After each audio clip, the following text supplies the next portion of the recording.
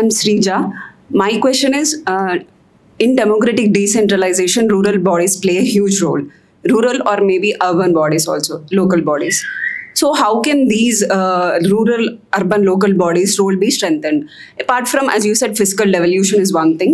And in terms of planning, apart from these, and what are the more focal areas which we can be focused on in terms of strengthening the bodies? No, great question, Srija. I'm a great fan of decentralisation. బహుశా వాళ్ళు ఇండియాలో బతుకున్న వాళ్ళు నా అంత గట్టిగా దానికోసం గొంతెప్పేవాళ్ళు ఎవరు లేరు. But I must be very honest. మనం నాశనం చేసాం. 1990s 73rd 74th అమెండ్మెంట్స్ మంచి ఉద్దేశంతోనే, కానీ చాలా బ్యాడ్లీ డిజైన్డ్. దాంతో ఏమైంది, ఓవర్ స్ట్రక్చర్డ్. ప్రపంచంలో ఏ దేశంలో కూడా కాన్స్టిట్యూషన్లో మీ పంచాయతీలో మెంబర్స్ని ఎట్లా ఎన్నుకోవాలో కాన్స్టిట్యూషన్లో ఎక్కడ రాయాల. India is the only exception. రిజిడ్గా స్ట్రక్చర్ పెట్టాము. ఉదాహరణకి మీలో చాలామంది తెలియకపోవచ్చు, మా చిన్నప్పుడు పంచాయతీలు ఉండే బ్రహ్మాండంగా పనిచేసేవి. ఆనాడు కావూరులో ఎట్లా ఉండేదో వాళ్ళని అడగండి, ఆనాడు మా ఊళ్ళో ఎట్లా ఉందో నాకు తెలుసు. చాలా గ్రామాలు ఎట్లా ఉండేది. ఏం జరిగేది, పంచాయతీకి నిజంగా అధికారాలు ఉండేవి. పంచాయతీ పైన పంచాయతీ సమితి ఉండేది. పంచాయతీలో సర్పంచులందరూ పంచాయతీ సమితిలో మెంబర్స్. సో ఈ పంచాయతీల నుంచి పంచాయతీ సమితి వచ్చేది. పంచాయతీ సమితి అధ్యక్షులంతా కూడా జిల్లా పరిషత్తులో మెంబర్స్. ఈ పంచాయతీ సమితి నుంచి జిల్లా పరిషత్ వచ్చేది. ఒక ఇంటిగ్రేటెడ్గా ఉండేది.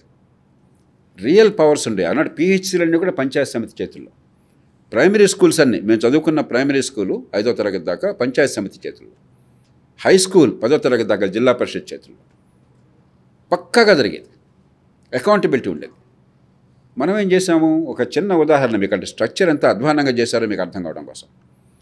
పంచాయతీకి నెక్స్ట్ ఇయర్ మండలం కావచ్చు, బ్లాక్ కావచ్చు, లింక్ తింపేశాం. ఎంపీటీసీ అంటారు, విన్నారు ఎప్పుడన్నా? అదేంటో తెలుసా? ఆయనకి పరిపాట లేదు. పంచాయతీకి సర్పంచ్ ఉంటారు, మెంబర్స్ ఉంటారు. మండలాన్ని ఎన్నుకోవడం కోసం, మండల అధ్యక్షుడు ఎన్నుకోవడం కోసం ఎంపీటీసీని ఎన్నుకుంటారు. ఆ తర్వాత ఆయనకి పనే లేదు. జెడ్పీటీసీ మళ్ళీ వీళ్ళని కట్ చేస్తారు. జిల్లాకి మళ్ళీ జెడ్పీటీసీ వేరే వాడికి కూడా వస్తాడు. ఆయన పనేం లేదు, ఎన్నుకోవడం ఒకరోజు అంతే. ఆ తర్వాత వేరే పని లేదు. ఈ 3 టీస్ మధ్య లింక్ తెంపేశాం. మూర్ఖమైన ఆలోచన. మనకు వదిలేయాల్సింది ఏ స్టేట్కి ఆ స్టేట్. అందుకే నేను ఎప్పుడు చెప్తుంటాను, ఓవర్ స్ట్రక్చర్డ్, రిజిడ్గా మనకు ఫ్లెక్సిబిలిటీ ఇవ్వకుండా మన అవసరాల ప్రకారం వాడు నిర్ణయం చేస్తాడు. Bad model. Under powered. ఆనాడు నిజంగా పవర్స్ ఉండేవి, ఇప్పుడు పవర్ ఏం లేదు. ఇంత ఆర్భాటంతో ఎలక్షన్ జరుగుతుంది. ఎందుకున్నారు అడగండి మీరు వాళ్ళని. మేయర్ ఉంటాడు హైదరాబాద్లో. ఒకప్పుడు మేయర్ డైరెక్ట్ ఎలక్షన్ జరిగింది. హైదరాబాద్ నగరంలో జగల కృష్ణారెడ్డి గారు అనుకుంటారు డైరెక్ట్గా ఎన్నికన్నాడు. సిటీ మొత్తం ఎన్నుకున్నారు ఆయన డైరెక్ట్గా. ఇండియాలో బహుశా ఓన్లీ మేయర్. అలాగే జిల్లా పరిషత్ చైర్మన్లో ఎన్టీ రామారావు గారు ఉన్నప్పుడు డైరెక్ట్గా ఎన్నుకునేవాళ్ళు. అప్పుడు కొంత పవర్స్ ఉండేవి. ఈ కొత్త కాన్స్టిట్యూషన్ మార్పు వచ్చిన తర్వాత మేయర్ గారు నగరం అంతా ఎన్నుకుంటే ఆయన రోల్ ఏంటో తెలుసా? ప్రధానమంత్రి వస్తే ఆయన కోట్ వేసుకెళ్తాడు ఎయిర్పోర్ట్కి. నల్ల కోట్ ఒకటి పైనుంచి కిందకి మీరు ఎప్పుడు చూసారు లేదు. అంతే పని, ఇంకేం లేదు, ఇంకేమీ లేదు. ఉత్సవ విగ్రహాలుగా మార్చేసాం. దాంతో ఏమైందంటే లోకల్ గవర్నమెంట్స్ గతంలో ఉన్న పార్టీ కూడా పనిచేయకుండా నాశనమైనాయి. గతంలో 28 chief ministers came from local governments. Powerful chief ministers. Union లెవెల్లో క్యాబినెట్ మినిస్టర్స్ ఒక 7-8 మంది చాలా పవర్ఫుల్ మినిస్టర్స్ లోకల్ గవర్నమెంట్స్ నుంచి వచ్చారు. 1993-94 తర్వాత 30 ఏళ్లలో there is only 1 chief minister from local governments, Devendra Fadnavis. Stalin కూడా లోకల్ గవర్నమెంట్స్లో పనిచేశాడు. కానీ ఎవరన్నా ఆయన లోకల్ గవర్నమెంట్స్లో పనిచేసిన కారణంగా సీఎం అయ్యాడని చెప్తారా? ఎందుకు అయ్యాడు సీఎం అయినా? వాళ్ళ నాన్నగారి నుంచి వారసత్వం వచ్చింది కాబట్టి అది లెక్కలోకి రాదు. ఫేరే కదా. ఇంకొకళ్ళు లేరు. అంటే లోకల్ గవర్నమెంట్స్ ఎంత నామమాత్రం అయిపోయినాయో ఇంకో వేరే ఉదాహరణలు అక్కర్లా. So we are in this situation. Unfortunately దీన్ని మార్చడం కోసం నాలాంటి వాళ్ళం విశ్వ ప్రయత్నం చేశాం. నేను ఇంత ప్రయత్నం అంత ప్రయత్నం చేశాను, చాలా ప్రయత్నం చేశాం. ఫర్ వాట్ ఎవర్ రీజన్ జరగల. ఇప్పుడు జరుగుతుందన్న నమ్మకం నాకు లేదు. నేను ఫ్రాంక్గా చెప్తున్నాను. For the next 5-10 years, perhaps even longer, పెద్ద అవకాశం లేదు. ఒకే ఒక్క హోప్ ఉన్నది, అర్బన్ ఏరియాస్. రూరల్గా ఇందాక అనుకున్నాం, ఫ్యాక్షన్స్గా విడిపోయారు, టాలెంట్ అంతా పట్టణాలకు పోయింది, ఇప్పుడు సెల్ఫ్ రిలయన్స్ పోయింది కాబట్టి కొంచెం కష్టం. కానీ పట్టణాల నుంచి స్టార్ట్ కావచ్చు. ఎందుకంటే పట్టణాల్లో మనం అంతా ట్యాక్స్ పే చేస్తున్నాం అన్న ఫీలింగ్ ఉంది మీకు.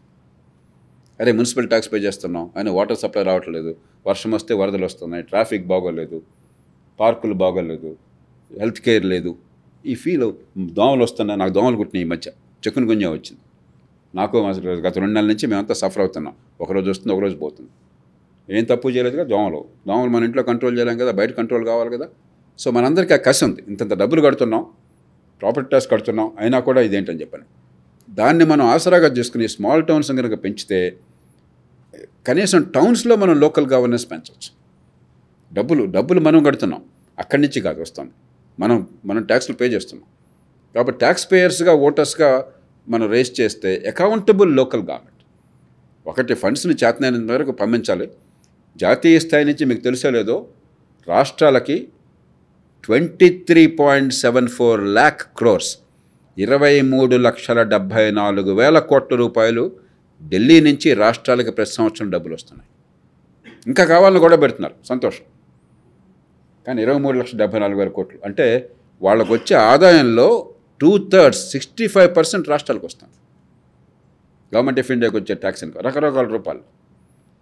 రాష్ట్రం నుంచి లోకల్ గవర్నమెంట్స్కి 0. అందుకే నేను చెప్పేది, చైనాలో 51% లోకల్ గవర్నమెంట్స్లో ఖర్చు అవుతుంది, ఇండియాలో 3% ఖర్చు అవుతుంది. కాబట్టి ఈ ప్రెషర్ మనం తీసుకొస్తే కనీసం పట్టణాల్లో ట్యాక్స్ పేయర్స్గా ఉన్నాం కాబట్టి, ఓటర్స్గా ఉన్నాం కాబట్టి ఈ కసి అర్థమవుతుంది. ఇక్కడ సిద్ధాంతం కాదు, ప్రాక్టికాలిటీ. దానికి కూడా ఈ స్మాల్ టౌన్స్ పెరిగి అక్కడ ఎంపవర్మెంట్ కోసం మనం కనుక గొంతు విప్పినట్టయితే there is a realistic chance. అప్పటిదాకా ఆనెస్ట్గా నాకేం పెద్ద ఏ పార్టీ కానీ ఇండియాలో, బ్యూరోక్రాట్స్ కానీ, మీడియా కానీ, మిడిల్ క్లాసెస్ కానీ, ఎమ్మెల్యేలు కానీ, ఈ 5 వర్గాలకి పెద్దగా లోకల్ గవర్నమెంట్ అంటే ఆసక్తి లేదు. ఎక్కడైనా మీ న్యూస్ పేపర్లో గట్టిగా స్ట్రాంగ్ ఎడిటోరియల్స్ చూసారా మీరు? ఏదో అకేషనల్గా మొక్కుబడిగా తప్ప. ఎమ్మెల్యేలు ఎవరన్నా లోకల్గా పవర్ వాళ్ళని పోటీ పట్టడం చూసారా? వాళ్ళకి పవర్ ఇస్తే మా సంగతి ఏంటంటున్నారు, 30 కోట్లు ఖర్చు పెట్టామని చెప్పారు. ఐఏఎస్ ఆఫీసర్లు ఎవరైనా లోకల్ గవర్నమెంట్లు బాగా బలంగా ఉండాలని కోరుకున్నారా? వీళ్ళంతా దొంగలండి, వాళ్ళకి ఇస్తే ఎట్లాగని అంటారు వాళ్ళు. కాబట్టి ఇవాళ కీ స్టేక్ హోల్డర్స్ అందరూ లోకల్ గవర్నమెంట్స్కి వ్యతిరేకం, పైకి మాటలు ఏం చెప్పినా కూడా. అలాంటప్పుడు ట్యాక్స్ పేయరు, ఓటరు, లోకల్గా ఎకానమీ స్టిమ్యులేషన్, ఈ 3 కలిసినట్టయితే అక్కడి నుంచి ప్రెషర్ వస్తే అర్బన్ ఏరియాస్లో బహుశా రీజనరేషన్ స్టార్ట్ అవుతుంది.